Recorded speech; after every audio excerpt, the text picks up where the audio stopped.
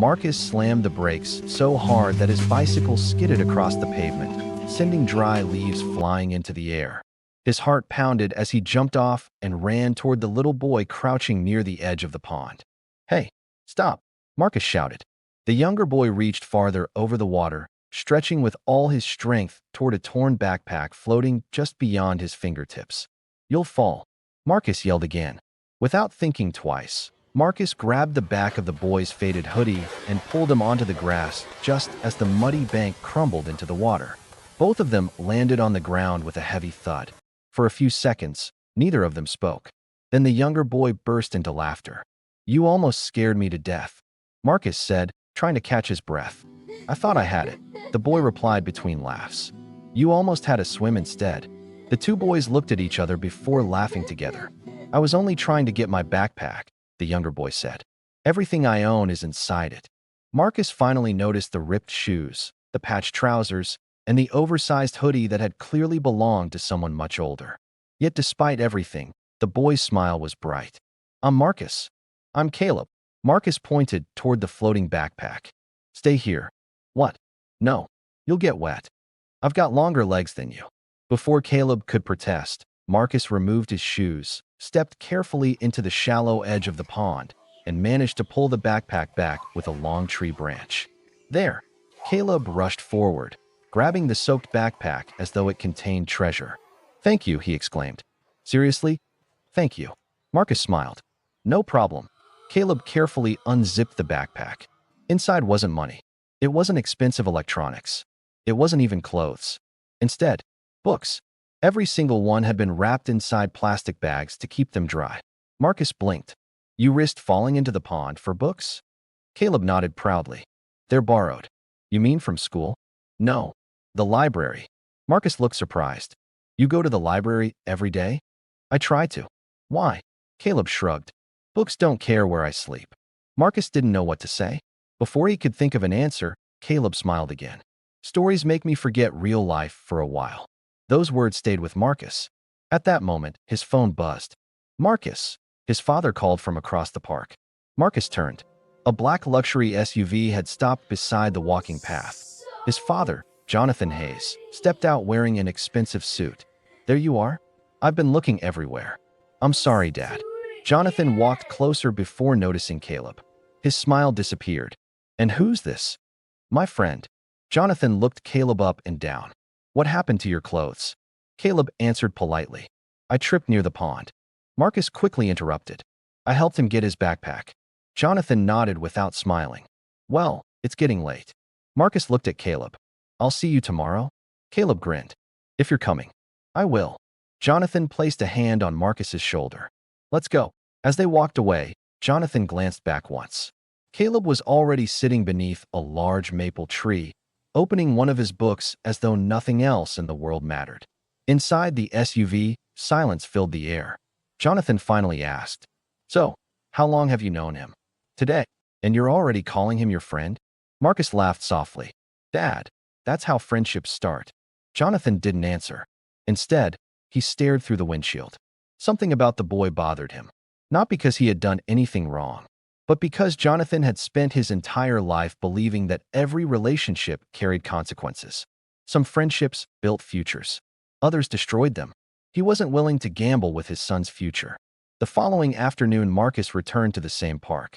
Caleb was exactly where he'd expected. "Reading." "You came," Caleb said excitedly. "I said I would." Marcus sat beside him. "What are you reading?" "The Adventures of Tom Sawyer." "I've never read it." "You should." "Is it good?" Caleb smiled. "It makes ordinary life feel like an adventure." Marcus laughed. "Then maybe I need it." For the next hour, they talked about books, movies, dreams, favorite foods, ridiculous inventions. By sunset, they were laughing like old friends. Days turned into a week. A week turned into two. Soon it became routine. Marcus would finish school, ride to Maple Grove Park, find Caleb beneath the same tree. Sometimes Marcus brought sandwiches. Sometimes Caleb shared stories he'd read. Sometimes they simply watched birds flying overhead while imagining where they were going. One afternoon, Marcus asked quietly, "Where do you live?" Caleb hesitated. "I move around." "What does that mean?" "I stay wherever there's space." Marcus frowned. "You mean with relatives?" Caleb looked down. No. Friends. No. Marcus's smile slowly faded.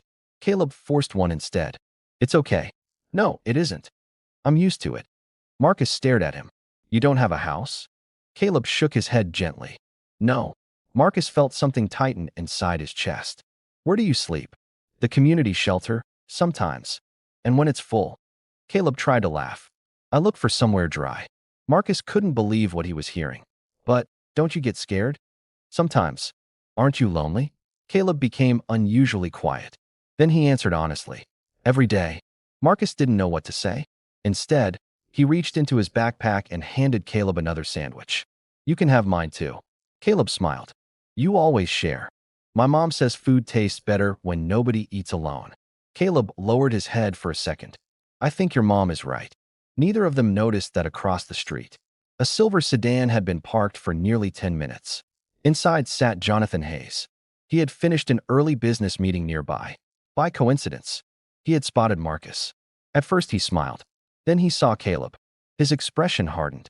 He watched silently as the two boys laughed together. Watched Marcus hand over food. Watched Caleb accept it with grateful eyes. Jonathan slowly picked up his phone. David. Yes, sir. I need you to look into someone. Who? A boy. There was a brief pause. Jonathan looked through the windshield once more. The one sitting beside my son. He never imagined that one simple phone call would uncover a story capable of changing not only Caleb's life, but his own forever. David did not ask questions. Do you want everything, sir? Jonathan kept his eyes on the two boys. Everything. Name? I don't know. School? I don't know. Address? Jonathan sighed. I don't know. There was silence on the other end. So, where do we begin? Jonathan watched Caleb laugh as Marcus tried to imitate the voice of a cartoon character. Begin with Maple Grove Park. Someone there must know him. I'll get right on it. Jonathan ended the call. For another minute, he sat in the car. Marcus had never looked so happy. That should have made him smile. Instead, it filled him with worry. I've worked too hard to build this life, he whispered to himself. I won't let one careless friendship ruin my son's future. He drove away. 2 evenings later, Marcus walked through the front door humming happily. His mother, Rebecca, smiled from the kitchen. Someone seems excited. Marcus grinned. Caleb finally beat me at chess. You've been teaching him? No. Marcus laughed. He already knew how to play. Jonathan looked up from the newspaper. Who's Caleb? Marcus froze. My friend. The boy from the park? Yes. Jonathan folded the newspaper slowly. Sit down. Marcus obeyed. Rebecca sensed the change in Jonathan's voice. She quietly placed dinner on the table. Jonathan spoke calmly. How often do you see him? Almost every day. And you never thought to mention that. I didn't think it mattered. It matters. Marcus looked confused. Why? Jonathan leaned forward. Because I received a report this afternoon. Marcus frowned. What report? The boy is homeless. Silence. Rebecca looked at Jonathan. You investigated him? I had to. Marcus stared at his father. You had someone follow him? I had someone protect you. Dad. Jonathan raised a hand. No. Listen to me. Marcus stayed quiet. The report says he has no parents. Marcus lowered his eyes. I know. He sleeps in shelters. I know. He wanders the streets. I know. Jonathan's voice became firmer. Then you also know why this friendship has to end. Marcus blinked. What? You heard me. No. You are not to see him again. Marcus laughed nervously. You can't be serious. I've never been more serious. But he hasn't done anything. Jonathan's face remained cold. I don't care. Marcus stared at him in disbelief. You don't care? I care about my son. You don't even know him. I know enough. No, you don't. Rebecca finally spoke. Jonathan. He shook his head. This discussion is over. Marcus stood so quickly that his chair scraped across the floor. Why are you doing this? Jonathan answered without hesitation. Because boys who grow up without guidance often bring trouble. Marcus's eyes widened. Caleb isn't trouble. You've known him for 2 weeks. I know he's kind. You know what he wants you to know. Marcus couldn't believe what he was hearing. He loves books. Jonathan frowned. So, he shares what little food he has. So, he never lies. Jonathan's expression never changed. So, Marcus felt tears burning behind his eyes. You're judging him because he's poor. Jonathan stood. I'm judging the situation. No. Marcus shouted. You're judging his life without even speaking to him. Rebecca reached for Marcus. Please. Marcus stepped back. I'm disappointed in you, Dad. Jonathan inhaled deeply. You'll understand when you're older. Marcus shook his head. No. His voice cracked. I hope I never do. He turned and ran upstairs. A loud door slam echoed through the house. Rebecca looked at Jonathan. That was harsh. Jonathan remained standing. I'd rather have him angry today than hurt tomorrow. Rebecca sighed. I don't think that's what this is about. Jonathan looked at her. What do you mean? You saw a homeless child. She paused. And you decided who he was before saying a single word to him. Jonathan didn't answer. He simply picked up his newspaper again. But he never turned another page. The next afternoon, Marcus rode to the park anyway. His stomach was tied in knots. Caleb was already waiting beneath the maple tree. The moment he saw Marcus, he smiled. I thought maybe you weren't coming. Marcus forced a smile. I almost didn't. Caleb immediately noticed something was wrong. What happened? Marcus sat beside him. My dad knows about you. Caleb became very still. Oh, he doesn't want us to be friends anymore. Caleb looked down at the grass. I figured something like that would happen. Marcus frowned. You expected it? Caleb laughed softly. It always happens. What do you mean? Parents see me. He shrugged. They don't see a boy. They see. He searched for the right word. A problem. Marcus shook his head. You're not a problem. Caleb smiled. I know. My dad doesn't. It's okay. No, it isn't. Marcus shouted. It isn't fair. Several people in the park turned to look. Caleb gently lowered his voice. Marcus. No. Marcus wiped his eyes. I finally found my best friend, and now my dad wants to take that away. Caleb remained quiet. After a long silence, he finally spoke. You know? What? If I had a dad. Marcus looked at him, and he worried about where I was. Caleb smiled sadly. I'd probably think I was the luckiest kid alive. Marcus stared at him. You would. Caleb nodded. He loves you. I know. He's scared. He's wrong. Maybe. Marcus clenched his fists. I wish he'd trust me. Caleb looked toward the setting sun. I wish I had someone who cared enough to tell me to come home. Marcus felt his throat tighten. Caleb continued quietly. Don't be too angry with him. Marcus couldn't speak. I've spent years wondering what it feels like when someone waits for you. A tear rolled down Caleb's cheek. I don't even know what it's like to hear someone say. He swallowed hard. Where have you been? We were worried. Marcus's eyes filled with tears too. Caleb laughed through them. Funny, isn't it? No, it is. He wiped his face. Some people have so much love they don't even notice it. He looked at Marcus and smiled. You do. Neither boy noticed the figure standing behind a row of tall trees. Jonathan had followed Marcus. He had come prepared to interrupt the meeting. Instead, he found himself unable to move. Every word Caleb spoke landed heavily on his heart. For the first time, Jonathan wasn't looking at a homeless boy. He was looking at a lonely child whose greatest dream wasn't money. It was to hear someone call him home. Jonathan remained hidden, his hands trembling slightly as he listened, unaware that what he was about to hear next would shatter every belief he had held for years. Jonathan remained frozen behind the trees. His phone vibrated in his pocket. He silenced it without even looking at the screen. For the first time in years, a business call no longer seemed important. Caleb stared at the pond for a long moment before speaking again. You know what I miss the most? Marcus sniffed and wiped his eyes. What? Caleb smiled faintly. I don't even remember my mother's voice anymore. Marcus's heart sank. What do you mean? I was too little. You don't remember anything? I remember pieces. Like what? Caleb looked into the distance. I remember someone singing. He closed his eyes. I remember someone holding my hand. He smiled sadly. And I remember feeling safe. Marcus whispered, I'm so sorry. Caleb shrugged. It's okay.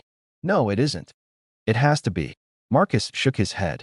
No one should have to grow up alone. Caleb chuckled softly. You'd be surprised what people can get used to. Jonathan felt something tighten inside his chest. He had expected bitterness. He had expected anger. Instead, he was hearing gratitude from a child who had almost nothing. Marcus leaned closer. Promise me something. What? If my dad changes his mind. Caleb laughed. I don't think he will. Just promise me. Caleb nodded. Okay. You'll come to my house. Caleb looked shocked. I can't. Why not? I don't belong there. You belong wherever your friends are. Caleb smiled but said nothing. Marcus continued. My mom would love you. I doubt that. She would. And your dad. Marcus's smile disappeared. He'll come around. Caleb looked down. I hope he does. Jonathan lowered his head. Those words echoed painfully inside him. Not once had Caleb insulted him. Not once had he complained. Not once had he tried to turn Marcus against his father. Instead, he kept defending the very man who had rejected him. Jonathan quietly walked away before either boy noticed him. The next morning, David knocked on Jonathan's office door. You asked for a complete report. Jonathan nodded. Come in. David placed a thick brown folder on the desk. I have everything we could find. Jonathan opened it. The first page contained a school photograph. Caleb looked younger. His smile was exactly the same. Jonathan turned the page. Parents deceased. Another page. No criminal record. Another page. Excellent school attendance until financial hardship forced withdrawal. Jonathan frowned. He stopped going to school? David nodded. There was no one left to pay the fees. Jonathan kept reading. Another document. Volunteers regularly at Hope Haven Community Shelter. He looked up. Volunteers. David smiled. Yes, sir. I thought he lived there. He does sometimes. And he still volunteers. Every weekend. Jonathan remained silent. David continued. The shelter manager had something interesting to say. What? He said Caleb refuses to eat until every younger child has received food. Jonathan slowly looked back at the report. David wasn't finished. The librarian also spoke very highly of him. Jonathan remembered the books. What did she say? David opened his notebook. Her exact words were. He cleared his throat. If every child had Caleb's heart, my job would be the easiest in the world. Jonathan didn't speak.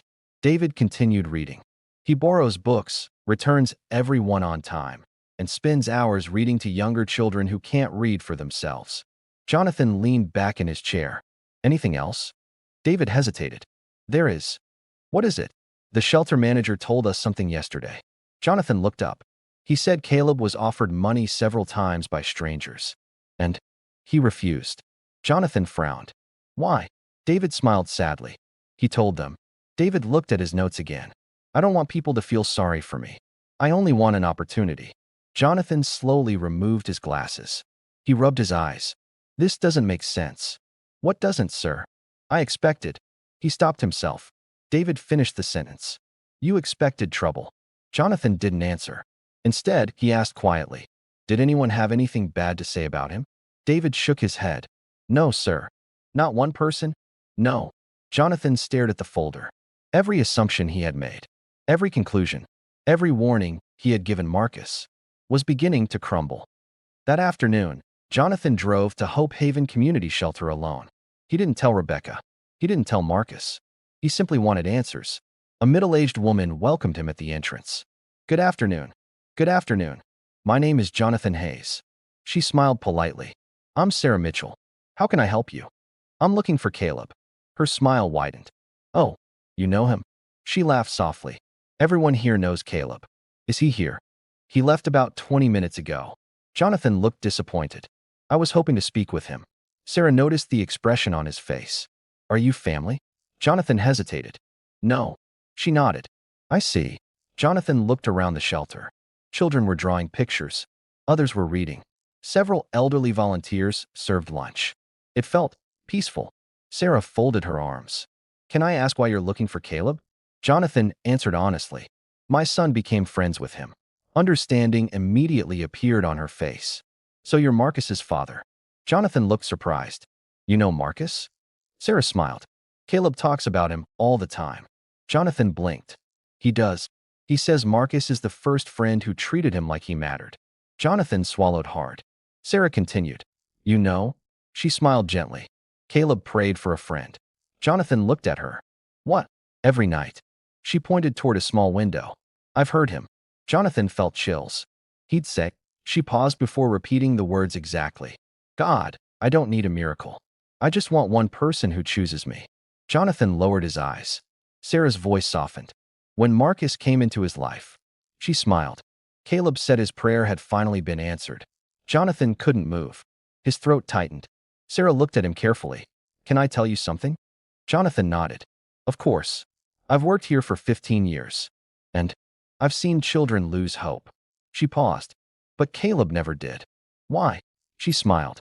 He believes that someday. Her eyes became misty. Someone will look past his circumstances and see him. Jonathan closed the folder in his hands. For the first time in a very long time, he wondered if that someone was supposed to be him. Jonathan sat in his car for nearly 20 minutes without starting the engine. The folder rested on the passenger seat. He looked at it. Then he looked through the windshield. Finally, he whispered to himself, "What have I done?" He had spent years believing he could judge people quickly. His instincts had helped him build a successful business. He trusted facts. He trusted appearances. He trusted experience. Yet every fact about Caleb was proving him wrong. He picked up the folder one more time. A loose sheet slipped onto the floor. He bent down to pick it up. It was a handwritten note from one of Caleb's former teachers. Jonathan unfolded it carefully. "Caleb is one of the brightest students I have ever taught. His greatest strength isn't his intelligence, it's his kindness. Even after losing everything, he never stopped encouraging other children. If someone ever gives this boy a chance, he will make them proud."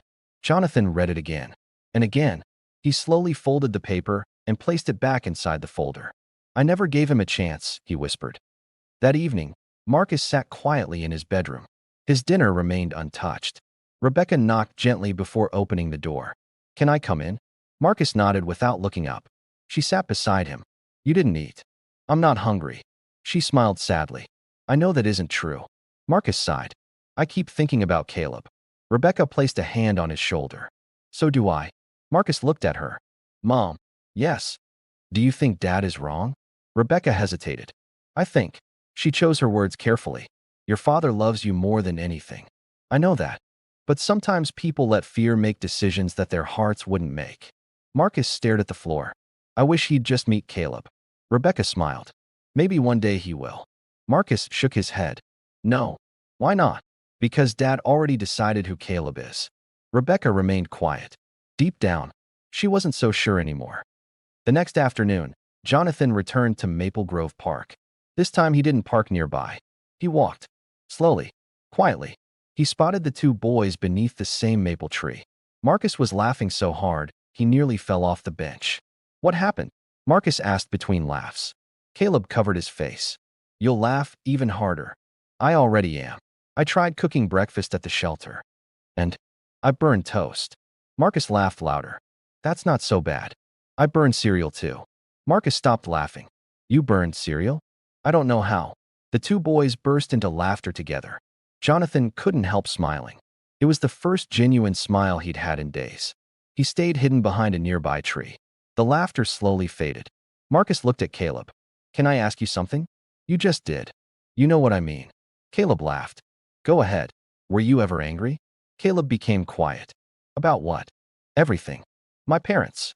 Your life. The people who ignored you." Caleb thought for a moment. "I used to be." "What changed?" Caleb looked up at the sky. "I realized anger doesn't keep you warm." Marcus listened carefully. "It doesn't make you less lonely." He smiled gently. "And it definitely doesn't make tomorrow any better." Marcus whispered, "I don't know if I could be that strong."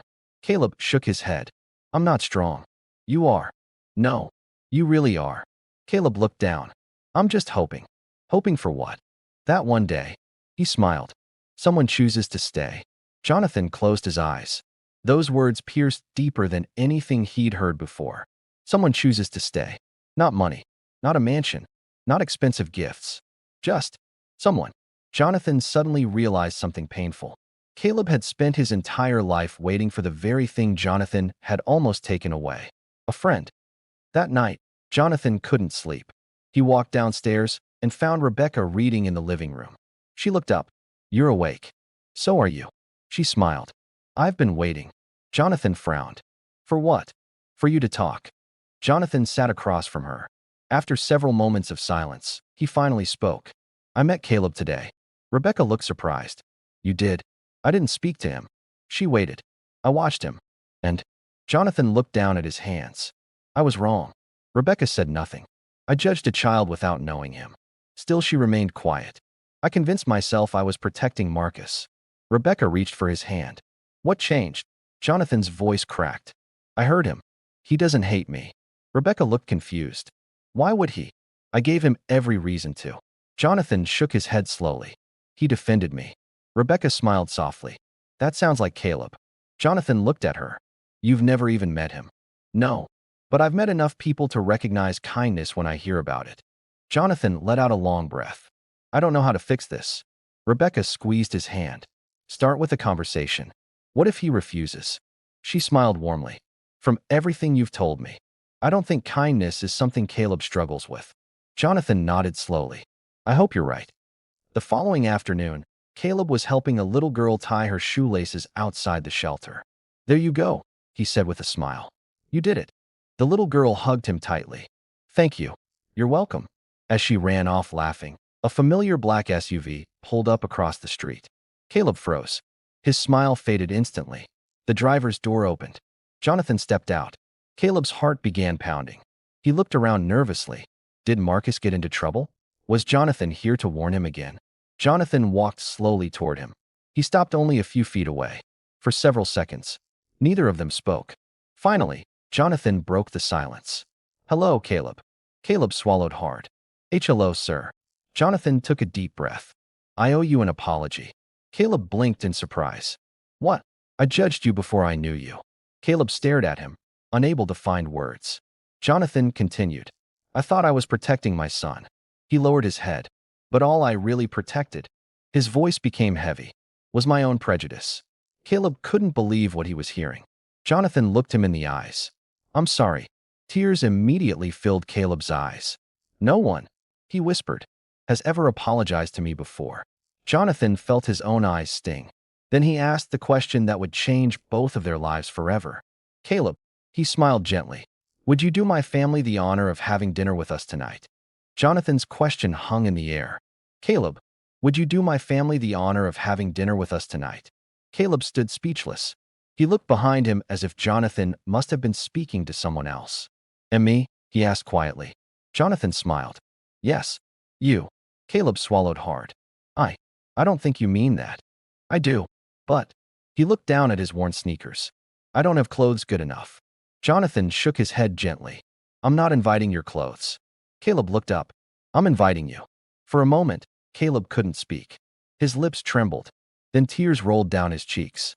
I've never. He stopped to wipe his face. I've never been invited to dinner before. Jonathan's heart broke. Then let's make tonight your first. Caleb nodded slowly. I'd like that. An hour later, Jonathan returned with fresh clothes, a pair of sneakers, and a neatly wrapped package. I wasn't sure about the size, he admitted. Caleb hesitated. I can't accept all this. Jonathan smiled. Then don't think of it as a gift. What is it? A welcome. Caleb looked at him. Thank you. No. Jonathan replied softly. Thank you for giving me a second chance. Meanwhile, Marcus sat in the living room staring at the front door. Rebecca noticed. You've checked the windows 6 times. I know. You nervous? Marcus sighed. What if Dad changed his mind again? Before Rebecca could answer, the front door opened. Marcus jumped to his feet. Jonathan walked in first. Behind him stood Caleb. Marcus froze. For 2 long seconds, he simply stared. Then he shouted, Caleb! He ran across the room and wrapped his arms around his friend. You came. Caleb laughed through happy tears. I almost thought I was dreaming. Marcus stepped back. You look awesome. Caleb glanced at the new shirt. I've never worn clothes this nice. Rebecca walked over with a warm smile. So you're Caleb? Caleb nodded politely. Yes, ma'am. She hugged him before he could react. We're so happy you're here. Caleb stood completely still. No one had hugged him in years. Slowly, he hugged her back. His voice cracked. Thank you. Rebecca smiled. Come inside. The dining table was already set. Caleb stopped walking. He stared at the plates, the glasses, the candles, the warm food. Everything looked perfect. Jonathan noticed. What's wrong? Caleb laughed nervously. I don't know where to sit. Marcus pulled out the chair beside him. Right here. Caleb smiled. Thanks. They all sat down. For several seconds, Caleb simply looked at the food. Rebecca noticed. Is everything okay? Caleb whispered. I've just never seen this much food on one table. Silence filled the room. Jonathan quietly served Caleb first. Go ahead. Caleb hesitated. Really? Jonathan smiled. Really? Caleb picked up the fork awkwardly. Marcus leaned closer. I still use the wrong fork sometimes. Caleb laughed. You do? All the time. Jonathan chuckled. So do I. Everyone laughed. The tension disappeared. For the next hour, they talked. They laughed. Marcus told embarrassing stories about school. Rebecca shared family memories. Jonathan even admitted how badly he once burned a barbecue. Caleb laughed until tears filled his eyes. This, he looked around the table, is what I've always imagined. Jonathan looked at him. What do you mean? Caleb smiled softly. A family eating together. No one spoke. Finally, Jonathan asked quietly, "Can I ask you something?" Of course. When you prayed every night.